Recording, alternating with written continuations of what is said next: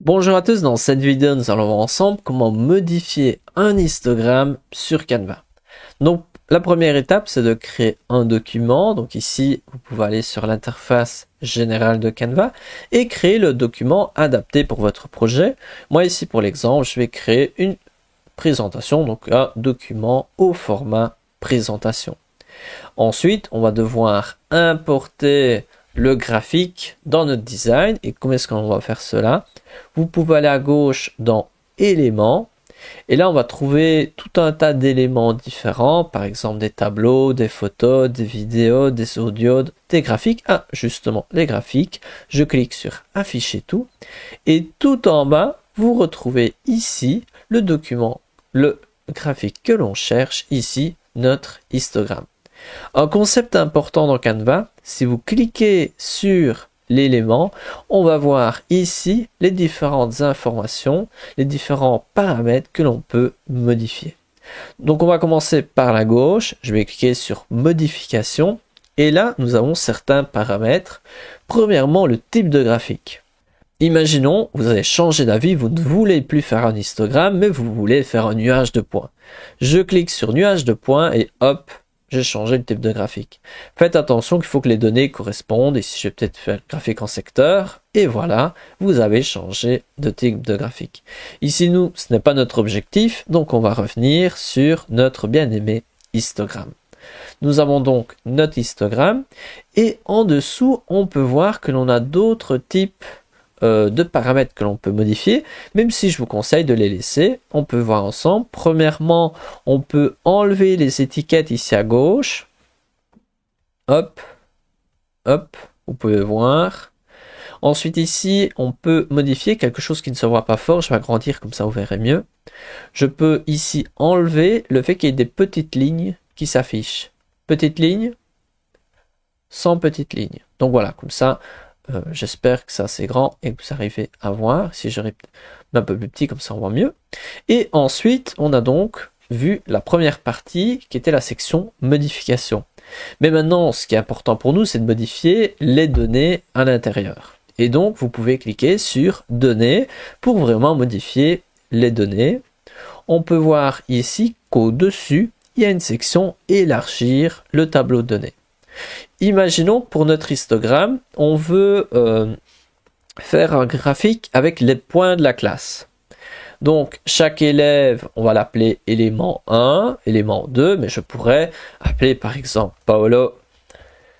Je vais lui mettre une note, imaginons que c'est sur 20. Ben Paolo, il a eu 1 sur 20, c'est un mauvais élève. Ensuite, nous avons Gaston qui lui a eu 14. Ensuite, nous avons Gérard qui a eu ici 20. C'est un très bon élève. Ensuite, nous avons Héloïse qui a eu 19, comme ceci. On peut voir ensemble que c'est relativement facile de modifier les données. Imaginons on veut éliminer ces deux lignes, on peut tout à fait le faire. Je clique sur supprimer et même si y a les lignes qui sont là, ce n'est plus comptabilisé dans le graphique. Donc voilà, on peut ajouter, enlever facilement les données. Ici, on peut voir que c'est relativement simple. Vous pouvez donc modifier chaque ligne comme ceci et ensuite lorsque c'est fait vous pouvez cliquer sur le X et on peut voir ici notre graphique un petit peu changé. Ensuite, imaginons que vous voulez rajouter des données depuis un document peut-être qui vient d'Excel. Vous pouvez importer les données directement ici. Donc dans données et en bas données, vous pouvez importer les données ici. Et donc nous avons donc notre histogramme. On peut voir qu'il y a 11 élèves qui ont entre 5 et 10. Et ensuite, ici, je peux donc modifier en cliquant sur couleur. Je peux modifier, par exemple, la couleur des données, par exemple, comme ceci. Je peux aussi cliquer ici pour arrondir les coins. Donc, je vais le faire un peu comme ceci. Donc, c'est tout à fait possible. Au contraire, je peux faire quelque chose de beaucoup plus comme ceci. Donc ça, c'est chouette. Ça permet de modifier facilement l'esthétique de notre graphique. Vous pouvez modifier aussi la police d'écriture. Imaginons, je vais mettre du holiday pour les données, je peux tout à fait le faire. Ou si je veux faire du Dreaming Outland Sans, on peut tout à fait le faire. Vous pouvez voir que la police d'écriture n'est pas la même. Faites attention que si on prend le Rocawan, si je clique sur la petite flèche, on peut choisir parmi les différents poids, par exemple le Thin qui est tout fin, ou plutôt le Heavy qui est plutôt lourd. Ensuite, on peut modifier ici la taille du texte. On peut modifier aussi la couleur du texte. Imaginons je le fais rouge.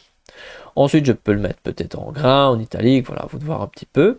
Je peux choisir que l'ensemble de mon graphique soit un peu transparent, tout à fait possible. Et ensuite, un autre élément intéressant, imaginons vous présentez votre travail, vous pouvez cliquer sur animation pour animer le graphique, imaginons pop, ou plutôt lever, ou plutôt balayage. À vous de voir, imaginons vous faites une présentation, ça peut être sympa d'avoir quelques animations. Faites attention, on peut animer un élément particulier, donc par exemple le graphique, ou toute la page. Imaginons que dans votre design, vous avez plusieurs éléments. Vous pouvez soit les animer chacun séparément, soit vous pouvez les animer tous avec la même animation pour l'ensemble de la page, par exemple simple, soirée, à vous de voir.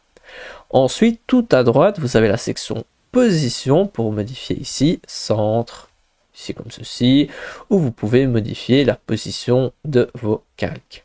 Donc voilà, c'est tout pour les histogrammes. On peut voir que c'est sympathique pour faire des graphiques jolis et intéressants. Et l'avantage, c'est qu'ils sont directement intégrés dans Canva et qui sont relativement simples à créer. C'est tout pour cette vidéo. J'espère que vous avez apprécié et on se retrouve dans une prochaine vidéo.